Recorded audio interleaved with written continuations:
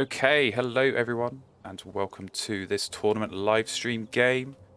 This is another tournament live stream game coming from the Blue Tit Bash, which is our latest tournament from the Wingspan Tournaments Discord, featuring the European expansion. And so this is coming from Group N of the Blue Tit Bash, and is between Manggoose or Mango and No M. So we have got a very good match installed by two players who I just found out about 10 minutes ago that actually know each other. So complete coincidence. They ended up in the same group by some weird turn of fate. And then they also ended up being picked for the feature game. So very, very happy coincidence here. So should be a good game. And joining me on commentary for this one, I've got Mother Love. So how are you doing, Mother Love? Hello. Yeah, I'm fine. Very awake. Very awake. Yeah. Considering it's midnight for me and 1 a.m. for you. We're about as awake as we can be, so Yeah, hoping for a good game. a good game that keeps us energized and keeps us awake so that we can, stay awake Like I and said keep earlier, focused. nothing like a little bit of late night Wingspan with Absolutely. the lads. Late night Wingspan with the lads, that is what we are here for. So, seeing as that's what we're here for, I think we can get this game started. So we've done the flip, and Mango, as we're going to call him, is going first. So if you could get the invite sent out, Mango, we will get this game started. So best of luck, of course, to both of our players. Let's see. All right, here we go. Looks like a pretty good start from what I could see in the brief kind of half a second that it was there. Pretty straightforward. Wetland bird, forest bird. Yeah.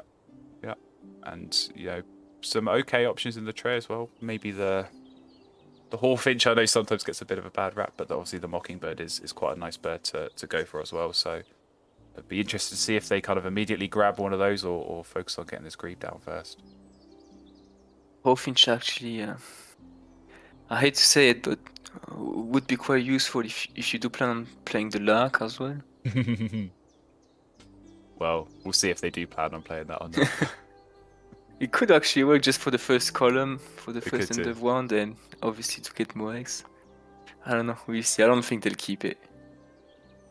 It's a bit too extravagant for A little for bit. first game. It's a bit of a bold keep, I think, from a starting hand. So, I think we're just checking to make sure that that No M did get the invite. Like I said, these guys are actually friends and know each other in real life, so I think they are friends on Steam. And it might be a case of the invite. I know when you send it through Steam, it comes through in a different place. So, there we go. We'll just make sure they can actually get it open before we go too much into this game. So, I mean, like I said, it's a good starting hand. So I think if you're Mango, you kind of want to keep hold of that and not risk losing that starting hand, because I think anytime you get that nice brown power in the wetlands and in the forest, it just kind of accelerates that start so much, and is really what you look for in a starting hand. Get a little sneak peek at No M's personal stuff on his test. So we've gone to the be right back screen Okay. to try and protect our privacy, or their privacy, I should say. But yeah, censorship. Yeah. Cash. So this is what professional YouTube streamers do. We look out for our the players. That's what happens when you have power. You can choose what information you put out. Absolutely. I mean, we're seeing everything here. There, like, there's bank statements on show. Like, I think I can see his Facebook password written down on his desktop. Yeah. So There's just a text document with all the passwords yeah. and full address. Oh. Yeah. So it's all there. So we'll keep a note of this. But all right, I think we're in. I think we're good. Oh, exciting! So we can cut back and get going. So good stuff. Hopefully the players know. Yeah, we are. Oh, good. we can actually see the bird feeder on No M screen, so We there is can. a fish This for is the very grebe, handy. and Yep. there is a seed for the hawfinch. So everything's there. Everything's there. Yeah. So certainly the two birds from the hand pretty straightforward, and yeah, I kind of guess the question is again, do you go for the fish and get that grebe down kind of straight away? Do you go for one of the birds in the tray? That hawfinch that we talked about, pretty good option. So certainly, some things I think for Mango to think about here from their starting hand. Yeah, tricky bonus card. What do you keep from those two? Prairie Manager and Bird Counter. You'd probably go for bird counter, I think. I think so. Anytime you can't advance on either bonus card, it's always good to go for the 2 points per bird bonus cards. Right. Yeah, exactly. It's just, I think, a bit more flexible. Maybe you only find one bird, it's still 2 points. I think Prairie Manager in particular can be quite tricky. Yeah, it could be quite tricky to even meet that lower threshold sometimes. You might find yourself playing birds you wouldn't otherwise be wanting to play just to meet that. So, yeah, I would certainly be expecting them to go for the bird counter there. Marvelov hates the grey heron. I don't actually. I've reconsidered my stance on the horizontal heron king. Is that the message that's just been retracted by Tuckencat? Yeah. Yeah, I don't know how to feel about the grey heron. I think it's okay, but obviously the grebe is just much better. Yeah, obviously if the grebe wasn't there, you'd pick the horizontal heron king. Right. But with the grebe being there, yeah, being sideways is actually of no use to you as a second wetland bird. Now, what do you make of this? Going for the grebe and not keeping the sapsucker? I mean, surely they must be going for the hawfinch, right? Is that a misclick? What happened there? Well, I mean, I don't think they even at any point had the sapsucker selected as an option. That is interesting. Which is bold. So, yeah, I can only imagine that they're going to try and go for the hawfinch in the tray, because you need something in that forest, right? You need something to get a bit of food generation. So maybe they're gonna brute force the grebe down, and that's why they only kept the grebe. I don't know. I'm not sure. Yeah, it's an interesting one. I mean, I don't know. It's tricky because for both the grebe and the hawfinch, you're gonna have to pick up a food. Strange, yeah, exactly. Strange. I don't know. So that's 2 turns gaining food potentially. I mean, I suppose you could pick up the hawfinch, play it after gaining the seed, and then you get the fish. But I don't know. It just feels a little bit slow, right? It feels like you want to get the birds down in both of those habitats before you actually. You want to get the wetland bird down before you draw cards, or you want to get the forest bird down before you draw food. It kind of feels a little bit slow, perhaps. Yeah. I mean, the sapsucker style was fairly fast tempo. Play the sapsucker, take the fish, play the grebe. We got a starting hand. Here we go for No M finally. And it's a pretty nice one as well, I have to say. Again, good options for both the forest and the wetlands. I think the tern probably the one you're looking to keep there, although the squacker heron's not bad as well. Yeah, I think the heron's slightly better. Slightly better, okay. I guess you get extra cards, right? I mean, it costs you do get extra cards. Yeah. The thing is with the heron, right, I find it quite tricky because it forces you to pick up a certain bird in the tray. Now, sometimes there's a bird in the tray that you already want to take, so that's fine. You might spend the main part of your drawing cards action taking from the deck, and then you use the heron to pick up something that you're already looking for. But a lot of the time I find you end up picking up stuff that you don't really need, and it can be a bit annoying. I mean, if you don't have a way of turning that into points or discarding for food, then it's kind of just stuck there. But I mean, it's a good way to get war card numbers, but it's a bit of an odd power because it is, yeah. If there's a bird in the tray you want, you take it anyway. Exactly, yeah. So I mean, I think for me, I'm not too surprised to see them kind of not go for it. I think the Forster's turn is probably for me the one I would look to go for here, just in terms of being able to get it down a bit easier. The Eurasian nuthatch, I really like that bird as well. I think that's a good start. The question I think for me, and seems to be what they're kind of working out in their own head as well is, can you be greedy here and keep the Oriole, or is that potentially going to slow you down a little bit too much in this early game? Yeah, I mean, you could. I'm just not entirely sure that it's worth keeping. No. Because it's obviously a bit expensive as a second forest bird, and Yeah. there's already some, I think, better options in the tray currently, and Mango's not going to be able to take all 3 of them.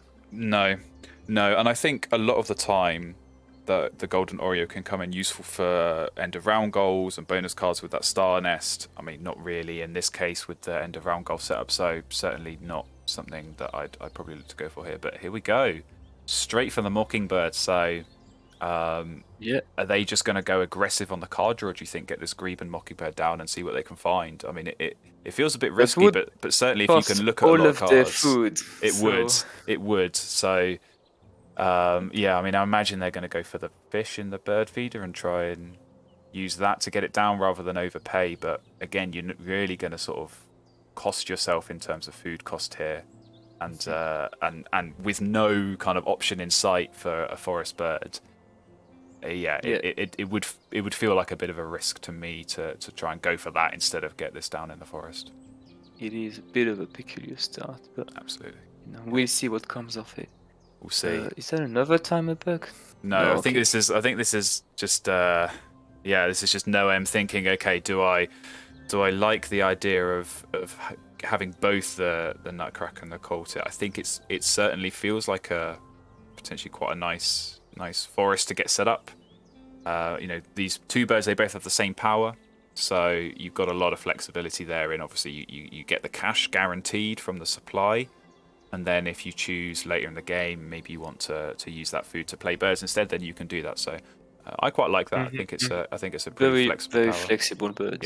Yeah, very also nice. Means that anytime you don't really know what to do, you can just spam the food action. Exactly.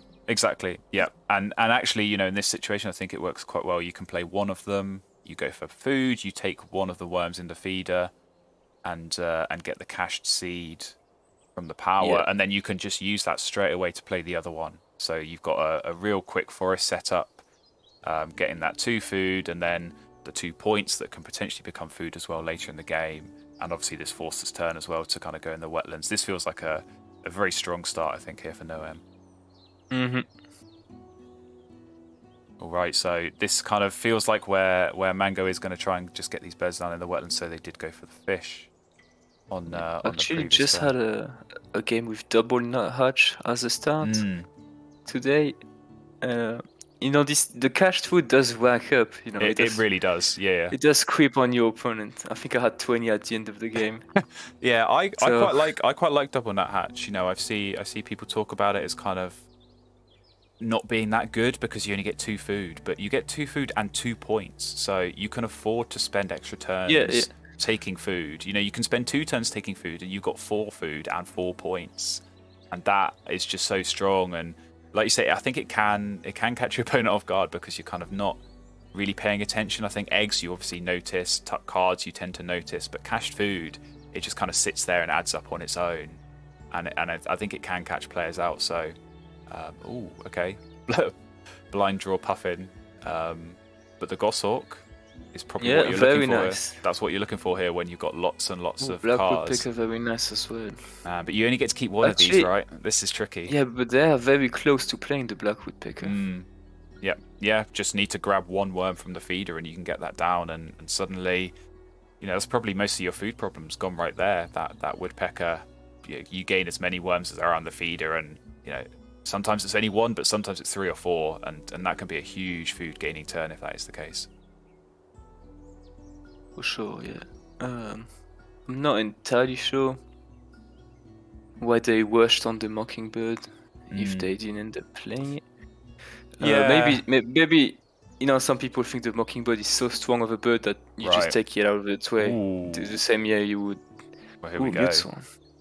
Muteswan Mockingbird. Too many options. This is the problem with the Grebe, right? You draw 4 cards, you only keep 1, and when you draw lots and lots of nice cards all at the same time, you can't be greedy. But I know you like Muteswan Mockingbird, so yeah. that kind of feels like it would be a good option here, especially with the Grebe that is actually going to help generate some extra cards for tucking. Birds in the wetland and birds with no eggs end of round as well.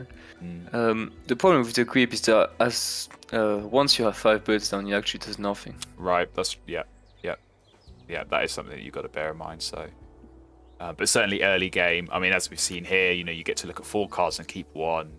Really, really nice. So, yeah, I mean, we had one of the stream games yesterday with Wingspan, who is in the chat today, who had Mute Swan. I think it might have been Mute Swan Catbird, but same thing. Just kind of don't spoil it. I didn't see that game. I joined briefly. On my phone, so I could only look at one board, and I saw Catbird Mute Swan. It was Catbird Mute Swan. I won't spoil the result if you do want to check that out. Typical Wingspan, that is. you can do so on this channel, but yeah, they've not gone for the Mute Swan, so we're not going to get a repeat of some of these kind of games we've seen before. Not Mute Swan and not Black Woodpecker either. Well, and not the Goshawk. I think those are probably the 3 that I was looking at more than the Waxwing. I mean, the Waxwing is not bad per se. Obviously, it helps the bonus card, and when you do have lots of cards, as I imagine they are going to do if they're going to use this Grebe, and particularly with the Mockingbird as well. Although, as you said, I think maybe they just picked it up. They might have just picked it up because they think, oh, this is such a strong bird and so flexible. I think if they were going to get it down, you probably play that before you go for that card draw. But yeah, this will be interesting to see how they play this out. The weird thing is that with the Grebe is that the Waxwing is good if you have an engine that gives you lots of cards, but not necessarily the cards you want. Right. Whereas Grebe, you almost always get a card you want, so it makes attacking them quite a bit more difficult. Yeah. Than if you just had like Service Warbler or something. Right. Like that. Yeah, I think the Waxwing works quite well with, well, I mean, something like the Squacko Heron that we saw in No M starting hand. That's where you're kind of drawing cards that maybe you might not necessarily be looking at playing, but you're just drawing them because you can, and actually having a way to kind of turn those into points and food in the case of the Waxwing is kind of what you're looking to do there. But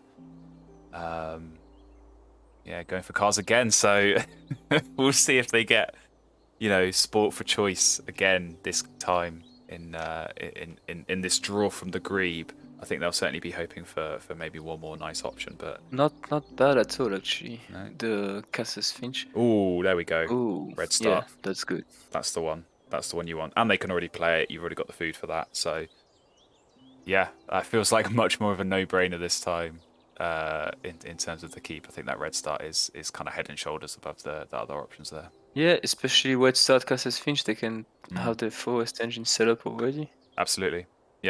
Yeah, pretty straightforward. You get that down and get both of those down, and suddenly you got 3 food in the forest, and I think that's always a nice benchmark to aim for. I think when you get 3 food, especially free food as flexible as the Red Star. Exactly. Gain another food. Yeah. I mean, with 3 food, you can play any bird in the game with that. So certainly gives a lot of flexibility, like you say, in terms of the food that you can draw and the birds that you can play with that. So feels like that's kind of the next move for them. I think get the Red Star down and just try and get a bit of food to maybe start playing some of these other birds they've got. I think they're both trying to go for the field column. It's always an interesting one this first end of round when you do get filled columns, because I think normally, obviously the priority is kind of as we've seen with what No M's doing is you get the bird in the wetlands, you get the bird in the forest, and then normally you try and get a second bird in one of those 2 habitats, either to help get yourself more cards or more food. I think you don't always go for that grass and bird. I think unless you've got something kind of really, really strong. Yeah, that's what I was going to say. Like a barn unless swallow I have or something. Something like a grasshopper sparrow or something like that. Right. But with their starting hand, I probably wouldn't have even tried to do the field columns in the round. No, but it is one of those where I think even if you kind of get an okay grassland bird that is going to give you some utility over the rest of the game, if you can steal that first end around and get those extra 4 points, that is a significant point to leave on the table if you're not going to go for that. Yeah, for sure. I mean, it looks like Mango's going to be able to do it either with the Mockingbird or with the Red Star. Right.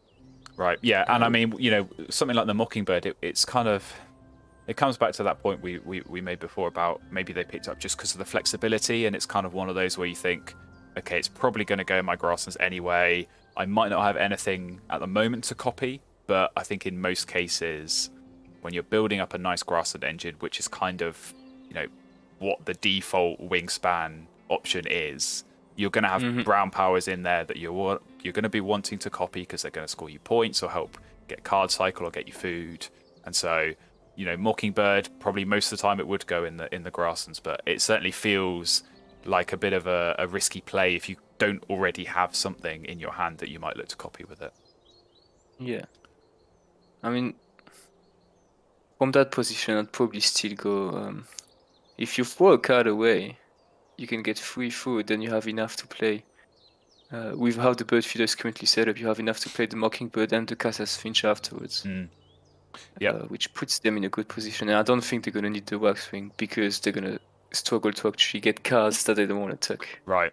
I think that's the thing. And, the Waxwing is nice when you have lots of cards and not a lot of access to food. And kind of at the moment, especially if they do play this Casas Finch alongside the Red Start, they're going to have really good access to food. So, and maybe not so many cards. So, probably the Waxwing. It's nice and it does work for the bonus card, but it's probably kind of outlived its usefulness kind of already in this early game.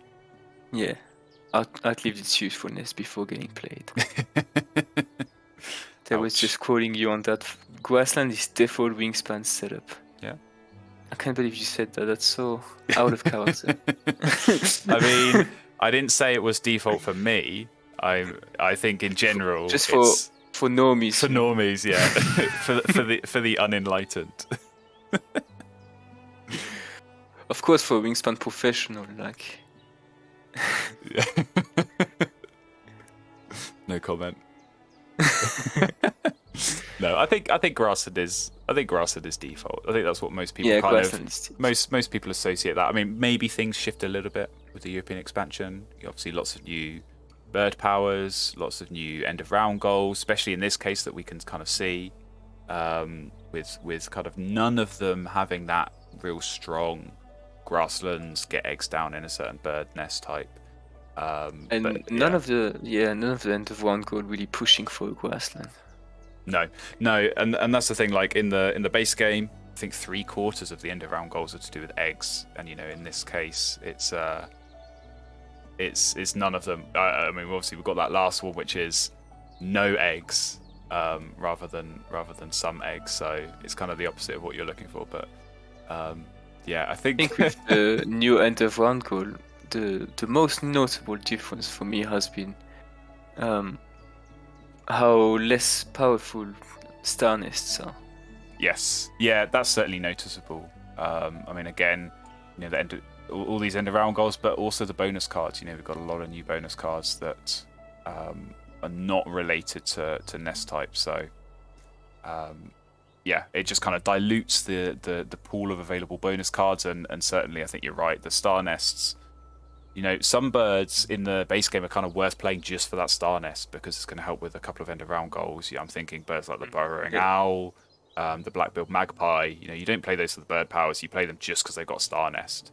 But certainly, in terms of European expansion play, certainly feels less powerful to get those star nest birds down. Oh, I was gonna ask what happened to the stream. No one was looking at his messages again. Yes, yeah, I think he was getting some messages coming through from people who potentially are watching. So. I think I saw a comment about us, but I'll leave it and move on. Mango didn't opt to forward the Waxwing. Yep. That does. Are they going to force it down? Do you think? Tempo-wise, does cost them 1 food because it means they're not going to be able to play Casas Finch immediately after. Right. But maybe they're just keeping it in the back just in case for the bonus card. Yeah. I mean, I can kind of understand that, but I think you're right. It does slow things down a little bit, right? Because you are going to have to go for food again before you're able to play this Casas Finch, which I'm imagining that they are going to try and do, right? That kind of feels like the sensible play to get that down in the forest. But Yeah, I think they can kind of look at the way that No M has played this and feel pretty confident about being able to take this end of round goal. You look at them; they got no food. I think maybe they might have something like a vulture or California condor that they might sneak down at the end, but I think you can feel pretty safe that's not going to happen. And obviously, we know it's not going to happen looking at the hand. So yeah, it looks like the Waxwing is going to be the one that goes down. Perhaps. How do you feel about the flamingo? How do I feel about it? I don't know. Flamingo is just such a weird bird for 1v1 play, right? Because it's such a big investment. Exactly. It's such a big investment, and if it pays off and your opponent is spamming that wetlands, you can just rack up a huge number of tuck cards and obviously get the associated benefits with that in terms of the points and the additional card cycle, being able to go through the deck a lot quicker. Is really, really strong. But it almost kind of, I think if I see that played against me, I'm going to try and avoid drawing cards as much as possible. And I think certainly if, maybe you get 2 or 3 wetland birds down to the point where, actually, I only need to draw cards once. And if I time it right and do it right at the end of the round, my opponent's not going to get any benefit from that flamingo at all when they try and go for cards. So I probably wouldn't be looking to play it here if I'm No M. I feel the same. In 1v1, it feels way too easy to counter, essentially. For a bird that expensive and that low on points. Yeah. I mean, I think it certainly has potential in terms of bigger player counts. Even against other human players, I think it can work. I mean, it would have had potential if Noem would have Mango would have kept the mute swan. Yeah. Right, exactly. And I think that would be a case where if Mango had played the mute swan, you'd look at that if you're Noem and think, well, they're going to hammer this wetlands as much as possible because they're going to get loads of points, they're going to get loads of cards as well. And so I think you could make a case there for playing the flamingo, but it is such a tricky one. It's 3 food for only 3 points. It has 1 egg space. It has so many drawbacks and such a huge risk in terms of being able to get any kind of payoff from it. So I wouldn't blame them at all here for not playing it. For anyone who doesn't know, the flamingo allows you to tuck as many cards as your opponent has cubes on the draw a bird action. But the good thing is that you draw that many cards back. So if you tuck 4 cards, you draw 4 cards back. Yeah. It's not like a mute swan or a chief chaff. So it can be extremely powerful. It can be, yeah, and you don't need a super strong wetlands. In this case, maybe down around No M would be drawing 2 cards, and then they might have some extra ones in their hand. They tuck all those and draw them back, so it kind of works out for itself. But here we go. We go into round 2, and we got Alduin's Gull. So and we see signs that perhaps Mute Swan was the bird to keep. Absolutely, yeah. Because if you had Mute Swan down right now, and even if you hadn't played the Mockingbird, or even if you had played it, you could potentially have already found this Alduin's Gull. I mean, it's we know in hindsight and everything, but yeah, there we go. Flamingo gone. I mean, Mute Swan, Mockingbird, and with Gull, with only 4 birds down, would be a 7-point engine. Absolutely, yeah.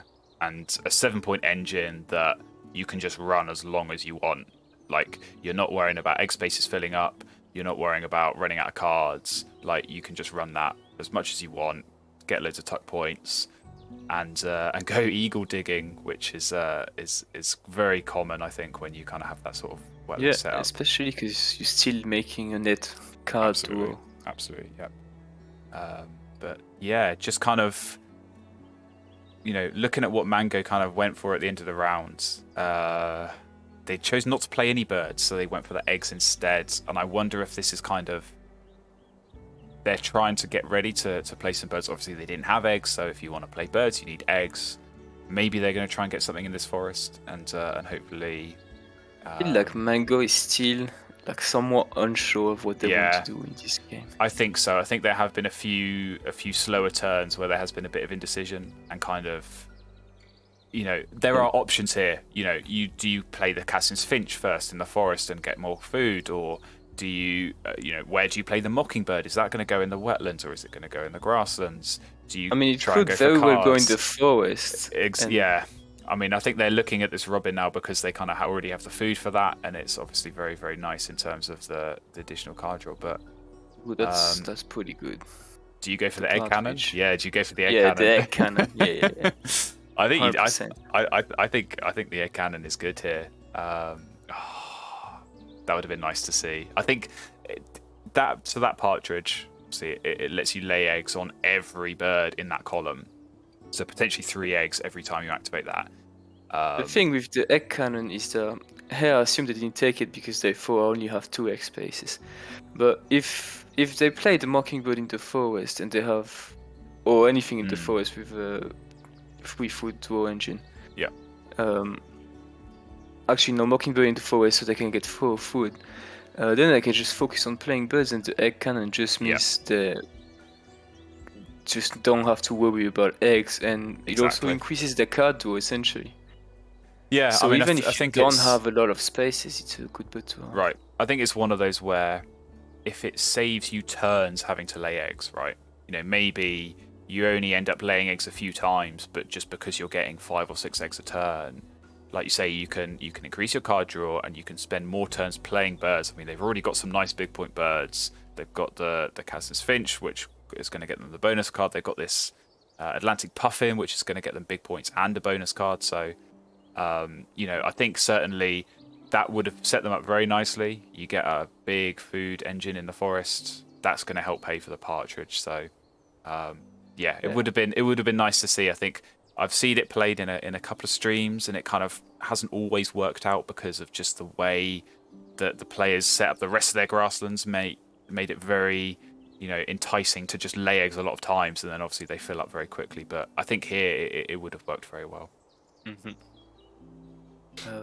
That being said, I'm not a fan of how many times they took cards before having a second wetland. But yeah. I mean, I can kind of understand it because I think they've been looking for that second wetland bird, right? They've been trying to find something to add to this grebe. I mean, I think the puffin is fine. I think you just need something to save yourself the eggs, because at the moment, without that partridge and without anything in the grasslands, they don't have any way really of actually getting anything when they lay eggs other than those 2 eggs. And I think when you're doing that repeatedly, especially kind of as we go into this mid game, into round 2 and into round 3, when you're only laying eggs and getting 2 eggs and nothing else, it just feels really, really slow. Going back to No M's board, the cold hit nuthatch combo is actually going to be quite valuable with the yellow hammer, because it just means you're more flexible. You have to take a forest action anyway. Yeah. Everyone, but it just means you're more flexible at the time, because it can be hard to plan which birds you want to play. Yeah. So compared to something like a blue jay, where you wouldn't necessarily know and maybe miss a cache or something. Yeah. I mean, when they got the yellow hammer, I did think, oh, are they going to try and get this down? I really hope they do, because it's always fun to see these birds, used to their full potential. And I think something like the Orderwind's Goal works quite well here. Really what you want is a setup where you're scoring points no matter what you do, because obviously with the yellow hammer, to use that power, you have to use every action at least once in that round. So if you're using an action and not, gaining enough from it in terms of resources or points, it can really, make it not worthwhile using that yellow hammer power. Maybe you're better off just playing birds you've already got, or just laying eggs and getting points that way. But I think in this case, like you say, having that strong forest, you get a couple of food and you get a couple of points, but also that flexibility of, okay, well, I've got this bird in my hand that I want to play. I can use some of this cached food and maybe get that down, and actually make use of that yellow hammer, getting that free bird to be played. It is also going to be good for both this end of round and perhaps the 4th one. Yeah. The main worry now is that they're going to run short of eggs rather quickly. Yes, and I think, again, as we kind of talked about with Mango, it's going to be the case for Danaran here. Really, just get down something in the grasslands to add to this yellow hammer, and try and build something up. And maybe you get a nice brown power in there, so you get 3 eggs and maybe a point or some other resource in there as well. I think that's kind of what you're looking for. So it's going to be important for them. I think seems like the priority is to maybe get this Alduin's gold down. That will kind of naturally increase the card draw, but also the points as well. So I think if that's what they're going to try and do, I think that's a sensible play here. I mean, they have the food for it. Especially the good thing with Anduin's God is that the extra card draw opens the door to playing something like a blackbird or a jigsaw in your grassland, just to get the extra eggs and also generate a few more points. Oh, I can't believe you said that. That takes you back. No, I think you're right though.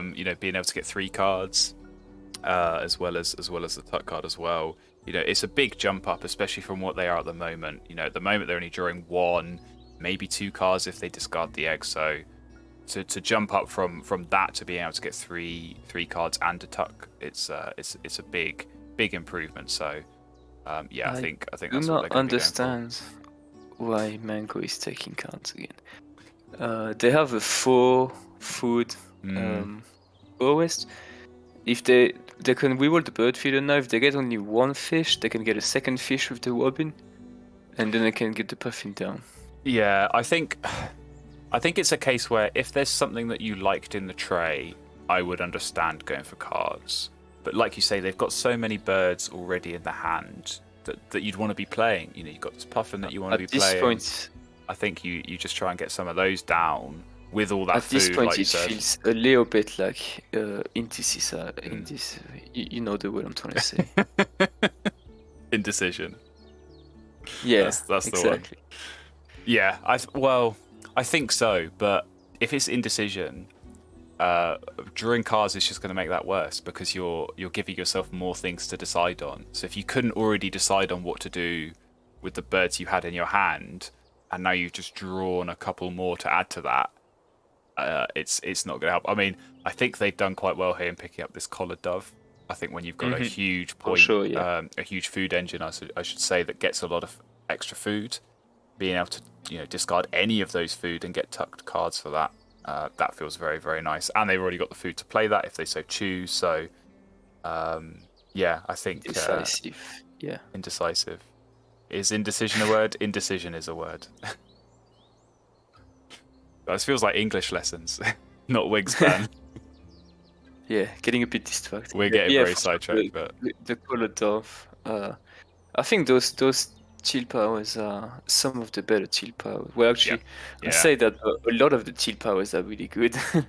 But I think so. Yeah, I think I agree though. I really like these ones that let you discard food. I think, it can often be a problem, especially when you are running a very kind of food heavy forest engine, that you're going to have lots left over at the end of the game. Maybe you didn't find birds to play, or you just not managed to turn those into points by other means.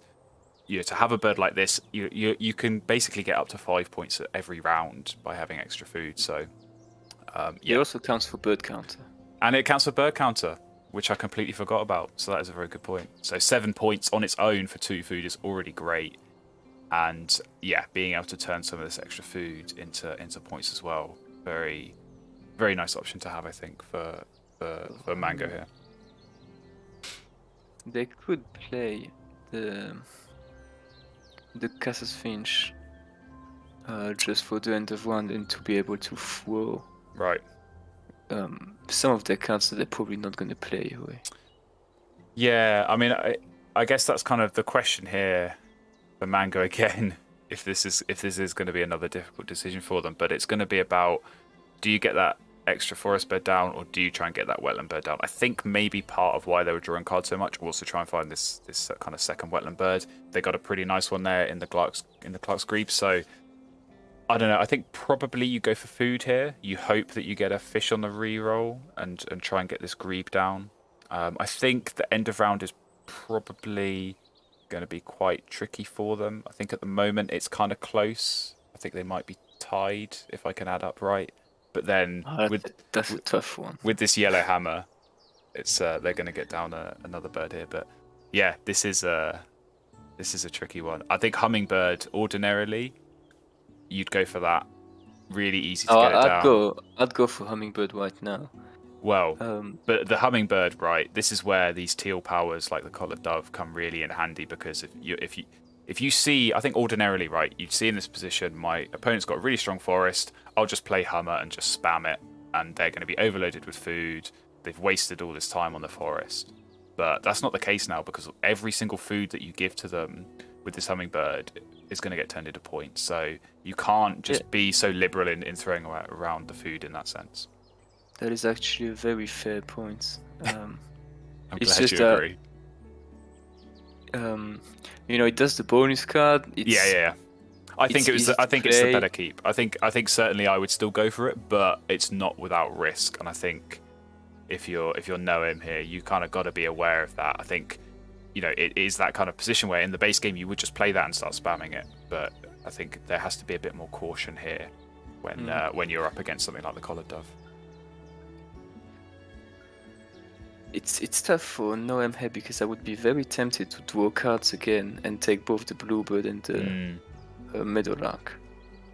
Yeah, I mean, I think they can, right? Because They can, because they've already done all the other actions, right? So I think the plan here, I think originally they were probably going to try and get down maybe the spoonbill as the yellow hammer free bird. But I think now, you already got the egg and you've got a food for the hummingbird. I think you probably could just draw cards again here. You'll get that hummingbird down, and then you can go and look to lay eggs in the next round to actually get enough eggs to play something. You can just play the meadowlark immediately on the round, and then True. it means you already get more eggs the next time you take it. That is a very good point. Yeah, you lay eggs and suddenly you get 5 instead of just 3. So, yeah, I mean, meadowlark here, I feel like that's a good play with the yellow hammer. I mean, you kind of made the point earlier that you're going to need eggs, right? If you're going with these kind of birds, because you're playing more birds, you're maybe not hammering a Grasslands engine as much as you ordinarily would, because you're going to have to be spending turns playing birds and gaining food and drawing cards to qualify for this yellow hammer power. So if you can get extra eggs through the meadowlark power when you do lay eggs, that is really going to help get these extra birds down using the yellow hammer. I think it's worth saying as well, whenever I run a yellow hammer, not an engine, but a game with a yellow hammer, I think it's very useful to have an odd number of birds in your forest, just so you have the ability to throw away cards you don't need. Yeah, and I think that's something I always like to do kind of anyway. I think it is nice that three forest birds is probably, I mean, 2 is good. Like if you can get to 3 food, you're always kind of happy. But I think particularly you're right there, because especially in the last round, maybe you draw cards and you've not got enough turns, right, to play all of these birds that you've drawn. So if they're just kind of sat there in your hand at the end of the game, it's a bit of a waste. But if you've got that extra forest bird there, like you say, you can chuck any of those extra cards, get a bit of extra food, and that's always going to be so helpful, particularly if you are going to look to use that yellow hammer power to maybe play some big point birds like the spoonbill they've got in their hand here. It looks like a pretty good game setup for No M here going forward. I think it does. I think it does look pretty good. Pretty kind of straightforward. Try and make the use of that yellow hammer power. But yeah, I mean, for Mango, I think they did go for the food and got a few fish, which is nice. So they are kind of looking at that puffin. They have now got all the fish for that. So I would maybe still expect the grebe to go down, but I would not blame them to get the puffin down, because as you kind of go into that third round, how much really you're going to get out of that grebe versus. I mean, they are tied right now, and obviously they know that the yellow hammerbird is coming. Right, exactly, and the puffin, that's 3 food. That is going to be so nice. In your opponent's position, if they've only got 1 egg, they're not going to be able to play like a double play to get maybe 4 food costs down or more. They're kind of limited just to that 3. So, yeah, I think you probably go for the puffin here, and really make sure that you secured this end of round. Well, they are gonna tie because it looks like the spoonbill is going down. Yeah, I don't know about that. I mean, if the puffin goes down, then you probably do play the spoonbill just to tie again and kind of counter that. But yeah, I think it's a tricky one because you then have used your egg, right? So then you're going to lay eggs Yeah, at some point next exactly. round, and you're going to have to discard a food and only get 3 eggs, which is not great.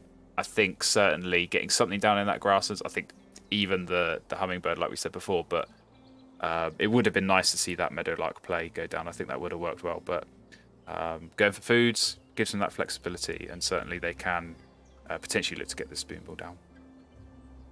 Bit of a miss on the bonus card. Was it omnivore? Omnivore and Yeah. Woodentologist, they kept Omnivore. They don't have any yet.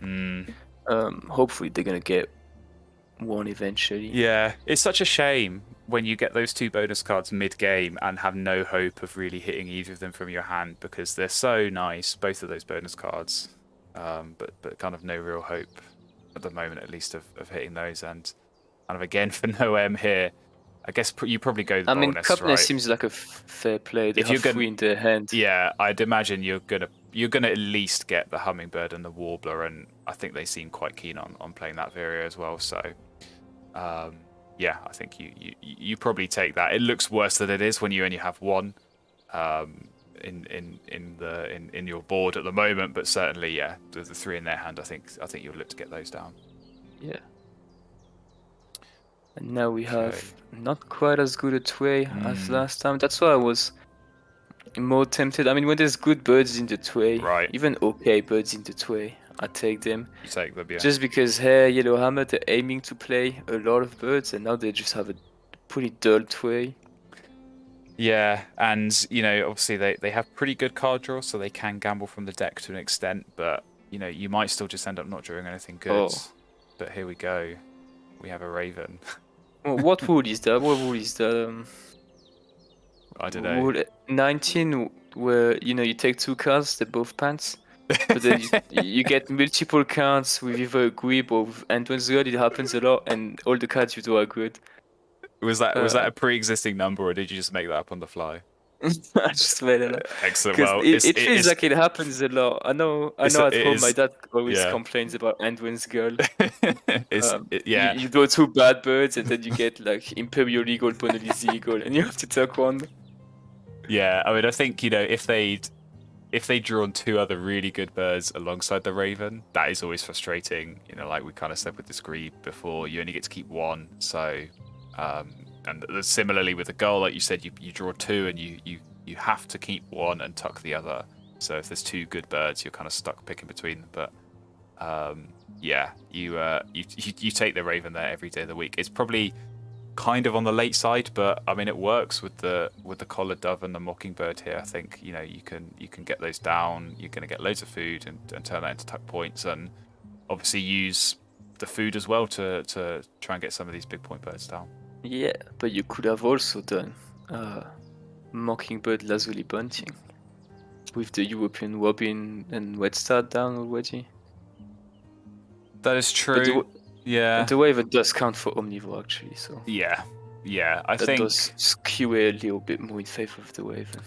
Yeah, and I mean, they do have a lot of bowl nest space, obviously, and you kind of look at your opponent at the moment not having a whole lot of bowl nests. I mean, we know they are going to get some of these other bowl nest birds down as well. But yeah, I mean, you're right. I think you could potentially have kind of spammed the free eggs and really kind of overload the limited bowl nest space that your opponent's got. But again, it is a bit risky against the Yellowhammer with a weak grasslands. You kind of don't want to give away too many free eggs. So I don't think you can question the raven. Yeah, that was an odd bird feeder. 4 fish. Yeah, and it was 3 fish last one as well. Yeah, and it was a bit odd that they didn't re-roll it and wanted the fish straight away. So I mean, I guess they're probably going to try and get the grebe down for this round, right? But you probably get the raven down and then you use that to get any fish that you want. But maybe the waxwing still. I don't know. I was just thinking they have a lot of birds in their hand here, and they don't have a last grassland bird. So perhaps the waxwing is still going to go down. At this point. They've got a lot of birds and not any way to turn them into anything. And this is kind of the point we were talking about before. You look to maybe get that third forest bird down so you can at least discard. Probably not going to be the case here if you're looking to play the raven. But other than that, you're looking for these tucking birds, and yeah, maybe this waxwing that they've kind of desperately held on to all throughout this game is going to go down, and yeah, it turns your extra cards into a tuck card, which is a point, and a food, which might also become a point using the collared dove as well. So it's not a bad option to have. Not bad at all. But it does seem like they've spent a lot of time. Yeah. With hopeful blind dwarves, Yes. Now, that was interesting because they went for food and didn't take the rodent. So, is this raven going to go down at all, or are they going to look to play something else? They're kind of looking at this grebe and the tanager as well as kind of the two in their hand, and they've kind of picked up the food for those two birds. So maybe that is what they're leaning towards, but. I mean, if you weren't gonna play the raven, why would you keep it? Yeah, because it's not like the ones that reset the tray, right? It's you've drawn these birds. If you don't keep them, they get discarded. It's not like it's going to sit there for your opponent to be able to take. So you could feel pretty safe leaving it. I mean, maybe they'll play it anyway. Like you said, it's the omnivore. It gets a couple of extra points for that. It's going to help in that sense, but. It certainly doesn't seem like that's their priority at the moment because they haven't got that rodent that you need to play it. An interesting game from Mango. I think there's a lot to review on this one if they do decide to rewatch the game. I think they are planning on rewatching, and I think it's a useful experience for players to do that. You don't always get that chance to kind of look back. I think so many times you kind of finish a game and you look back at it and you think, oh, what went wrong, or what was the point where the game swung in my favor or in my opponent's favor, and you don't always get that opportunity. It's good to watch a game and have your opponent's perspective as well. Yes, that also helps. I just had a game and I was wondering what could have, I just lost and I thought what could I have done different to win, but my opponent had a white stork, but because of how the bird tray works right now online, you actually can't see what bird they take, so I never had any idea what they had in hand, and it made it really complicated to know what they were doing.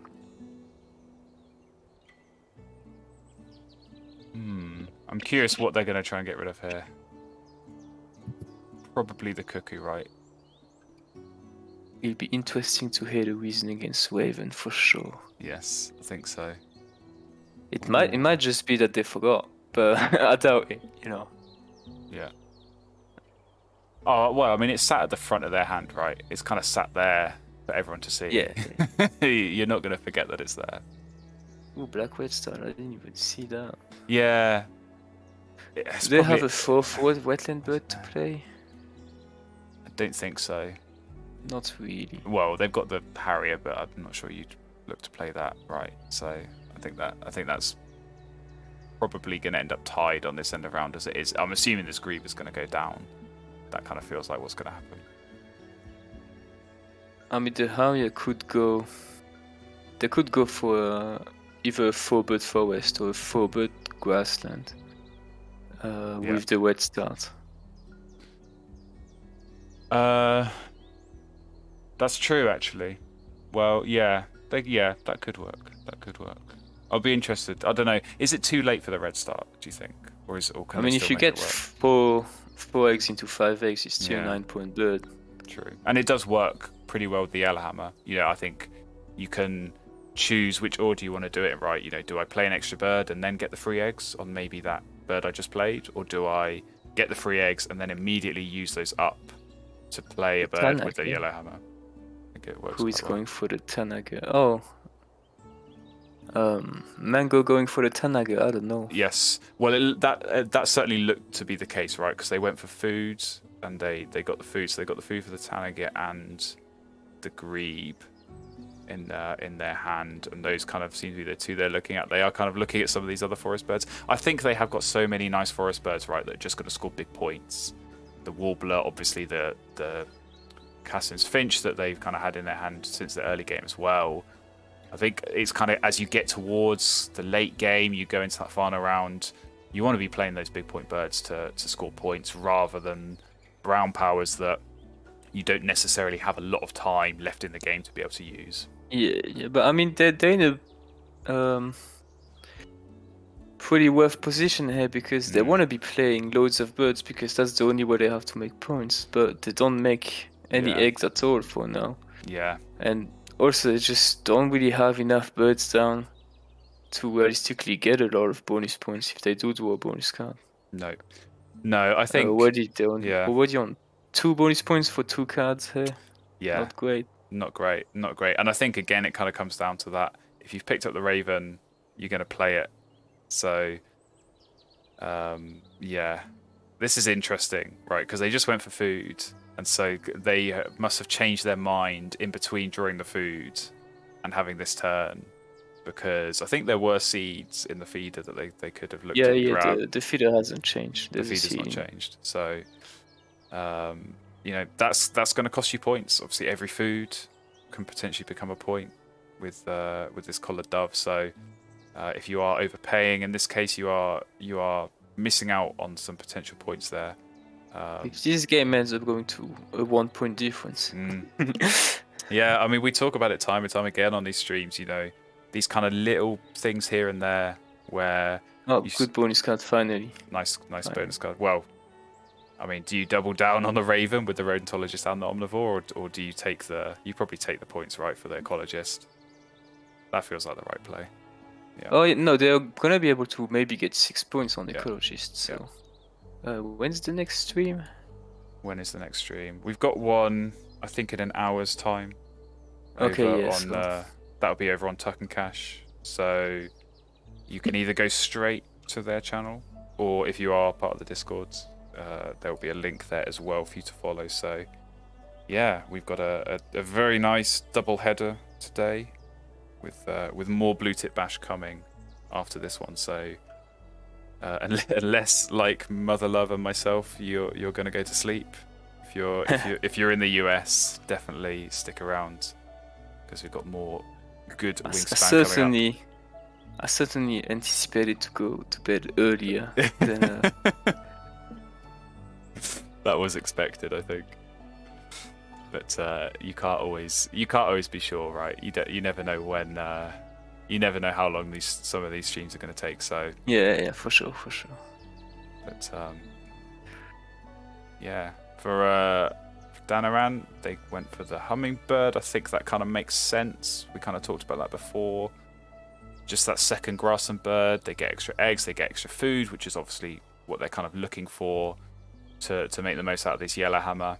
I'm not sure where they are on their bonus card right now. I think they've only got 2 of these birds that can live in multiple habitats. So obviously Yellowhammer hummingbird. Yeah, obviously the hummingbird, it helps the wildlife gardener, which I think they will be looking to try and at least meet that lower threshold. But I think there is potential for the red star. I think that's the real interesting play. That's what I'm kind of very interested to see with what No M does, because it's a 0 point bird, and playing that in round 3 always feels a little bit risky. But yeah, if you can get 6 or 7 free eggs from that, it's very nice.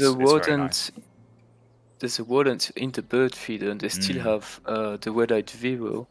So I think here I would go for the black red star Northern Harrier grassland, and then try and get the red-eyed Vero Siberian warbler in the forest next round, and you have at least an 8 point bird. Yeah. I mean, that's a good point. You can you go for food here and play the red star, then you can use that Yellowhammer's power to get the Harrier down. But looks like they're kind of going for this double play now, deciding between the cuckoo and the warbler.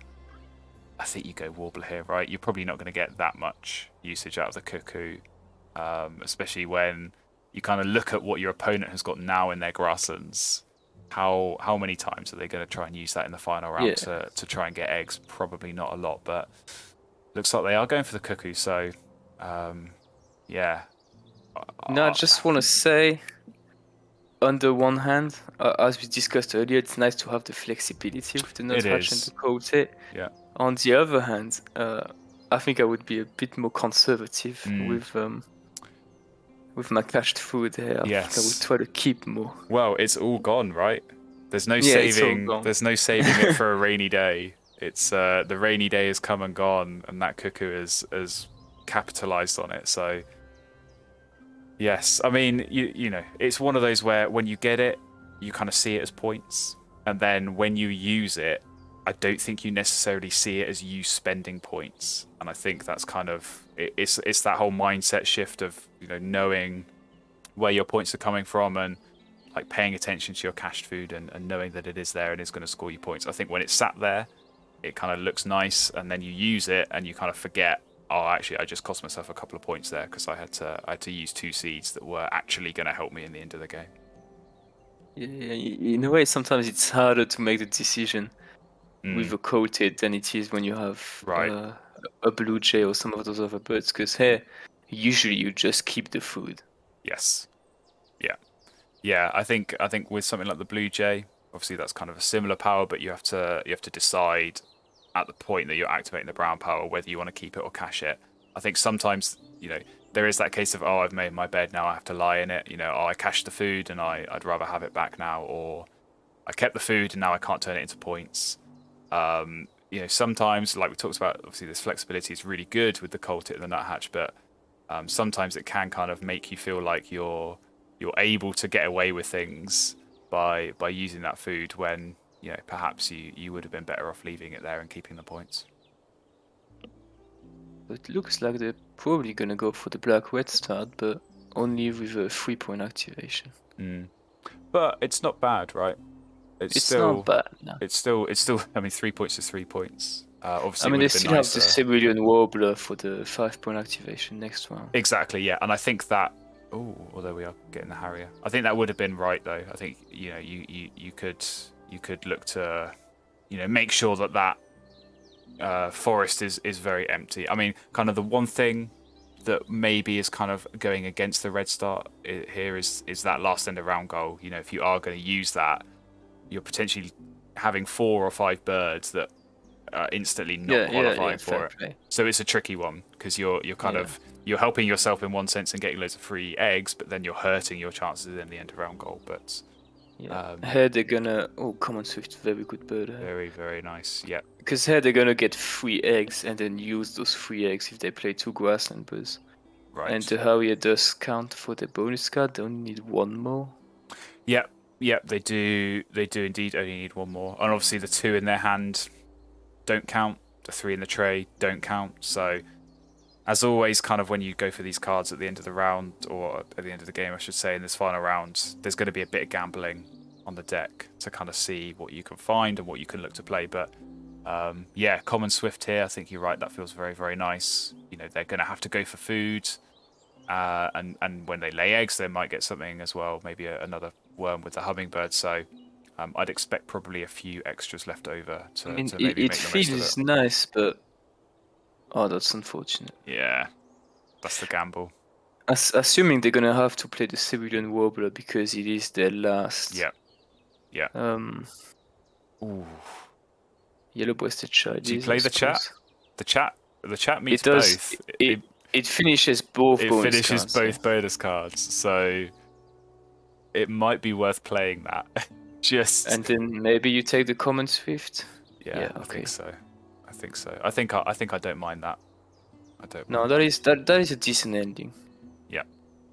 And yeah, I mean, again, with the Yellowhammer, they got to make sure they use all the actions, but I think pretty straightforwardly, kind of the way they set this up, you're naturally you need to draw food, right, to get these birds down. You need to lay eggs because you've not got any to get these birds down. So they're already kind of fulfilling the Yellowhammer kind of naturally by the way they're finishing this game here. So yeah, not often you see this chat go down for, I'm going to say, like 12 points if it maxes out both these bonus cards. So yeah, not every day you see that. And I suppose they're going to do the food action twice, right? Yeah.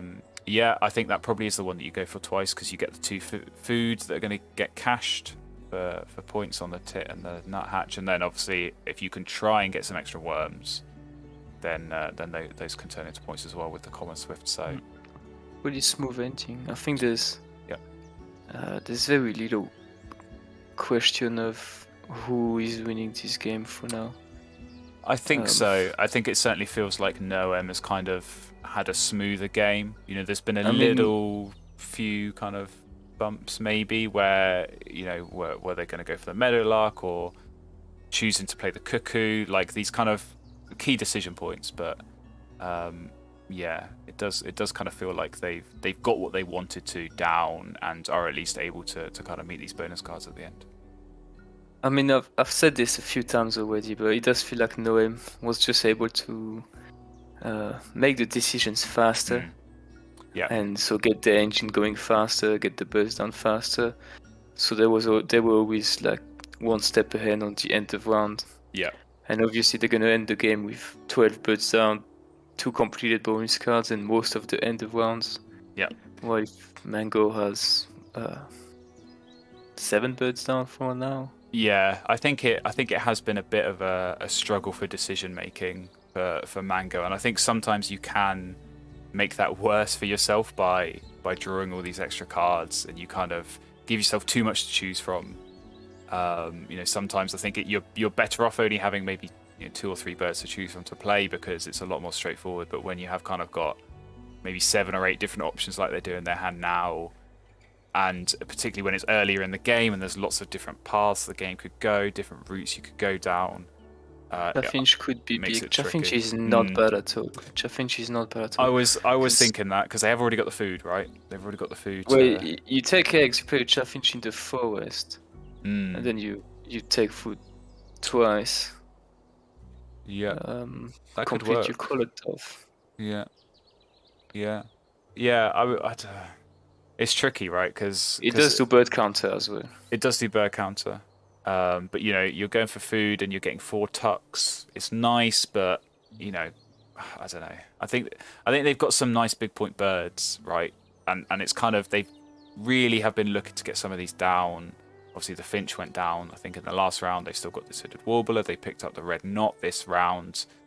I think eggs has kind of been the problem, right? It's been this issue of not being able to generate enough eggs. We see again they're only going to get 2 here, which is just such a shame in the final round because that really limits what you can play. And obviously, they lay 2 eggs and get 2 points, but they're giving 1 to their opponent as well, which can be really huge at this point in the game. So they're winning the perfect no egg setup. Well, yeah. Do you decline a free egg from the cuckoo if? No. You have too many birds down. Yeah, exactly. But yeah, Chaffinch in the forest is actually a decently strong end. Obviously, they make way too much food.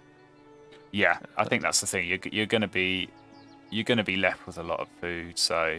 Well, they make 5 food. So the first time they take eggs, it's gonna be 4 tucks and 5 food, which is gonna be 5 points. Yeah. And then the second go is only going to be 4 Just points. 4 But that's points. still 13 points in 2 goes.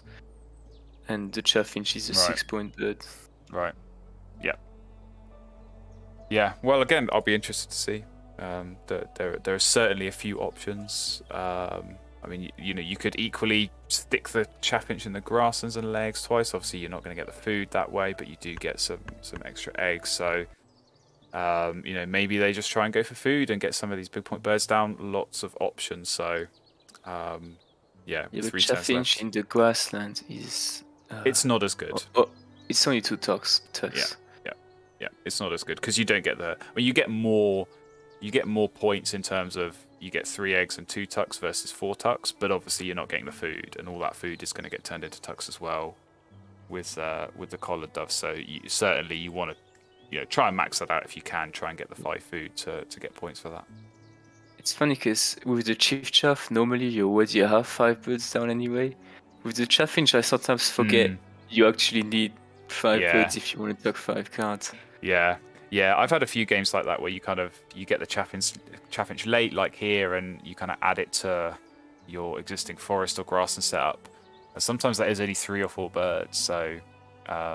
You don't always get the guaranteed 5, which you are so used to with the Chiff Chaff. But I think it's quite rare late in a game that you even have enough cards to activate a Chaffinch more than maybe 2 or 3 times if you are getting those 4 tucks. And certainly I think here, kind of the amount of cards that that Manggoose has got, they'll be able to tuck all of them, and actually, if they had extra birds, they could still tuck some of those as well. So they might come up a little bit short on the tuck cards.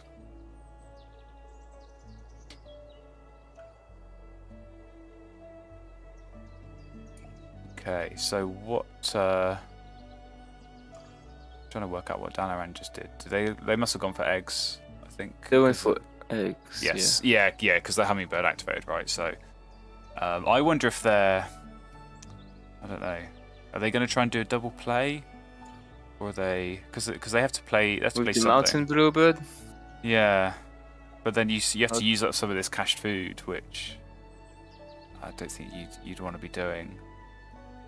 I don't know. It's odd because they have to play the shot. I think. They have to. Yeah. It's They tricky, have to right? play the shot, and the assumption was the common swift was going down. I think so, but I think there's other options here, right? Because you could do the double play, or you could still play the cerulean warbler. I think they need to think about how many worms they're actually going to have left, because one of these next 2 turns has to be playing a bird, which is probably going to be the chat, and then the other turn you do whatever you want. So is that going to be better off just laying eggs and getting egg points, or are you better off going for food and trying to get as many worms as you can to maybe use this swift? There's kind of options here in terms of what you do, and I think some of that is going to depend on what bird they're planning on playing with this yellow hammer, because like I said, they've got some good options in their hand. Eric is going way back. Hey, should have taken the swan and gone digging. So I just want to say with the swan, the woolly duck type bird's actually not that good with the swan, because the swan draws a card at the end anyway, which you're gonna have to Which throw you have away to anyway. discard, yeah. So it's good. It's good if you have, for example, a tuck and lay after the swan. Yes. But by itself, it's not very good with the swan. Oh, it's okay, but they're 0-point birds. It's like a mallard essentially. Right. Yeah, exactly. Yeah, because you are going to have to discard, and I think really, like you say, the kind of the ruddy duck style birds, their strength is being able to see lots of cards with the draw 2 discard 1. But the swan kind of is even better because you're kind of getting the tuck cards as well as seeing that additional card.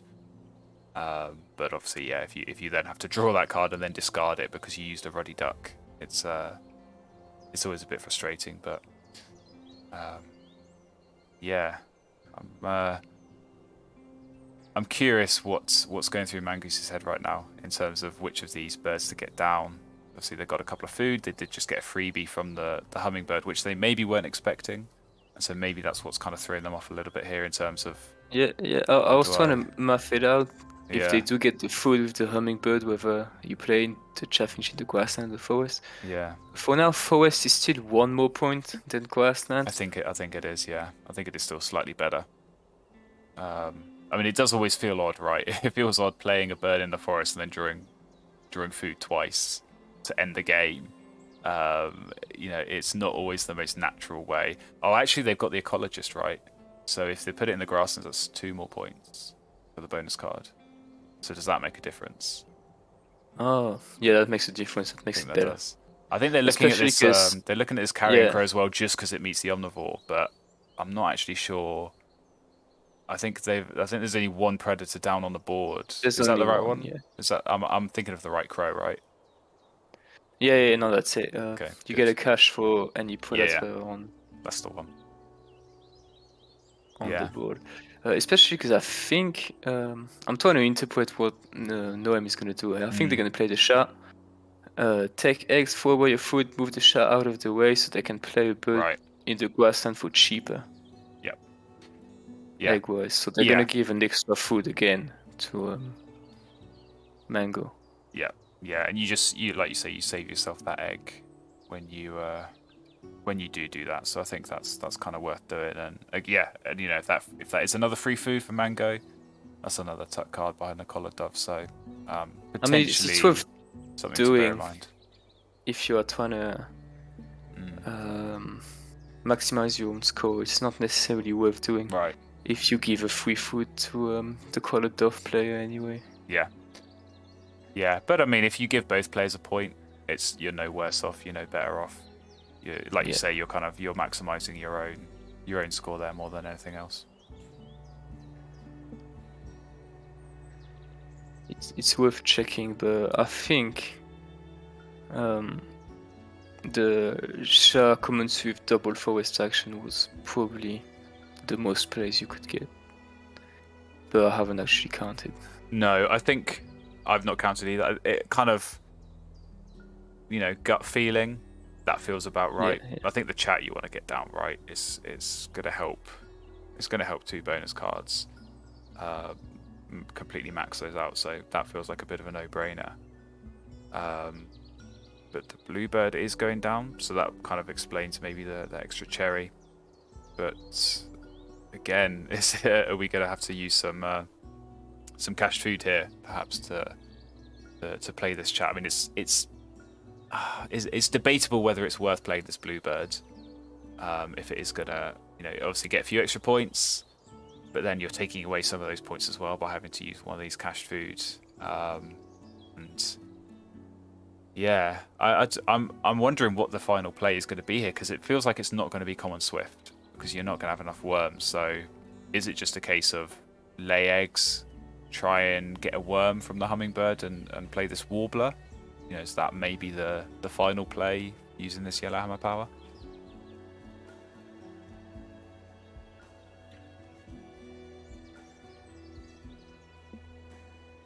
Speechless. Sorry, I didn't actually hear what you said. Oh, okay. I'm looking at what Wingspan is saying. Oh, I wasn't sure if we lost you. I was trying to work out what the final move is, right? Because here you've got these 2 birds down. You're going to probably lay eggs, and then what do you use with the yellow hammer? You got to play something, and at this point they've not really got the worms to make this common swift work. Cerulean Warbler, innit? Cerulean Warbler feels like the play, and with the bird feeder reset like that. That certainly helps out. So, how many points is that chaffinch? Then it's 1, 2, 4 turks, 6 eggs. That's 10. 2 for ecologist. That's 12. And then what? 2 hummingbird food. That's 14.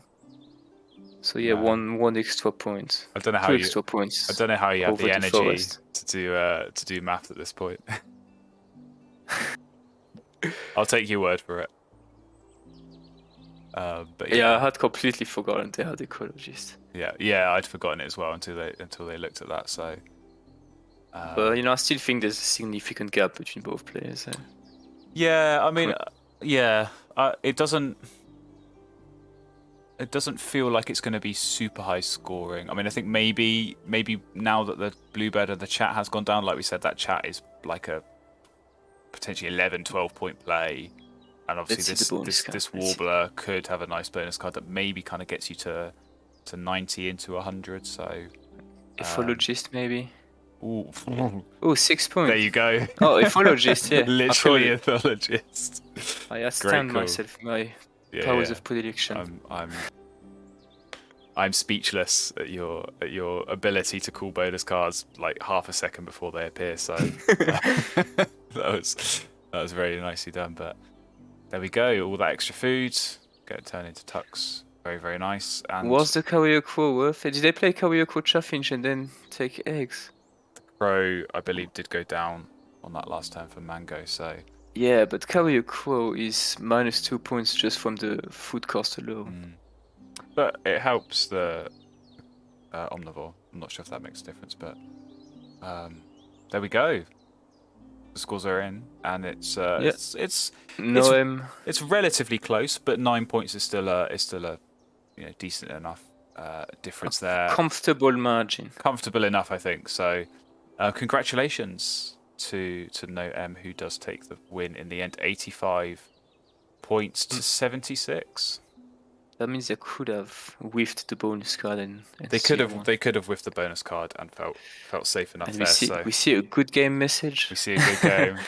We see a good game. We're gonna get all the secret chat come through. So Yeah.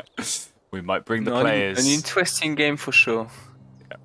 Absolutely. They're at but 7 food. Did I take food? I must have missed something. I was too busy counting. Too busy doing sums at the end. But yeah, we'll get both the players back in the room just to see how they felt with that game. So we will come first to No M, who is the winner of that game. So congratulations, well played. And Thanks. yeah, how did that game kind of go from your perspective? Honestly, it was kind of an awkward one. I haven't had the nut hatch. I haven't had that power yet where you get a weed from the supply and cash it and you can spend it. I played it in the physical game, but it works kind of awkwardly in digital. But it was good. I mean, I saw it in the tray early game, and I thought, let's just lock down on kind of a solid forest engine early. Right. And then, I got pretty fortunate with some good draws early. I think that Yellowhammer pickup in the round 2 tray, plus the gull, really just set me up for the rest of the game. Yeah. And kind of cemented having a bit of an engine everywhere. And yeah, kind of an awkward one. Pretty close score at the end. It's always fun when you get to play the yellow-breasted chat. I was looking through the deck and I was like, I have 3 or 4 birds for bird bander and for cup nest. So I'm like, I need a multiple habitat bird that has a cup nest. And then we see that kind of awkward bird that almost never gets played. So that was good. And I guess the last thing was, I was really torn between my bonus card at the start, bird bander or Oologist. And, usually Oologist is the easy pick, but it just directly countered that 4th end of round. Right. So I was like, let's just do bird bander, and then I continued to find very good single habitat birds. So happy I got the lower threshold on that, but it was a good game. It was close, and Mango did not give me many free eggs on that cuckoo decision. Yeah. I think, like you said, the Yellowhammer, when that appeared in the tray, we kind of looked at that. We thought, oh, please pick that up and play it, because it's such an interesting power. And I think when you can, max out on it, and even playing it in round 2 and getting 3 extra birds down, you just kind of look at your board with 13 birds. It's just huge, and it helps with the bonus cards as well. So that is certainly also nice. But yeah, exactly. And you don't always get to use it in round 4. Exactly. Because I didn't have a big points engine anywhere. Yeah. I think like you say, sometimes you kind of force it in that final round instead of just laying eggs, which can often be the most natural final few turns. But I think actually using it there and getting the extra bird down did make sense. So very nice to see. And we'll come to Mango. So commiserations, of course, but just your take on that game. Obviously, we saw a Raven appear and stay in your hand. So that's always a tricky one, I think, when you do kind of pick that up later in the game. Yeah, I got it. What did I get it? Round 3 or 2? Late round 2? Yeah, I think it was late round 2, early round 3, that kind of time. It was late round 2. I think I only had the colored dove in my grassland, and I already had my woodland was already getting me 4 guaranteed resources. So I kind of figured we'll spend 1 resource to get what I need for the Raven, play it, and then it's just doing the same thing as the top, but gets egg. It was also 5 at the time, and I think I was looking at Clark's Greb as well. I was like, well, they're both 5, but Clark's gets me more card draw, and I needed better cards.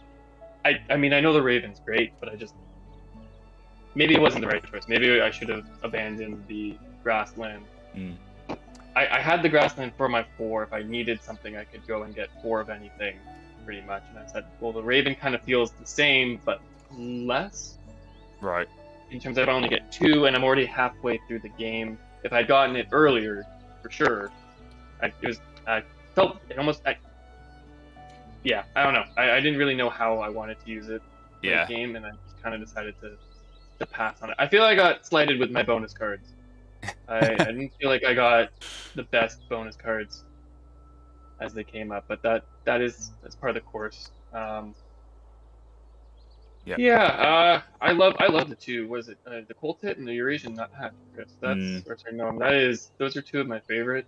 I always like using, but Also, did you take the Swift just so I couldn't? Yeah. Yeah. I did. Mean. I looked. I was like, please don't take the Swift. I need that. That works so well. At least I can spam get resource and I can have an extra 5. I don't. Yeah. Yeah, no, that I was um, worried about that. I was like, if you play that, 5 points for one worm, and then you just get to Yep. like get food the rest of the game, I was scared. Thankfully, I got to deny it, but yeah. little happy that it was at least somewhat close-ish. Yeah, I mean, for sure. 76, Yeah. 85. Tight one. I do better than 76. It's tournament nerves. This is my first. Yeah.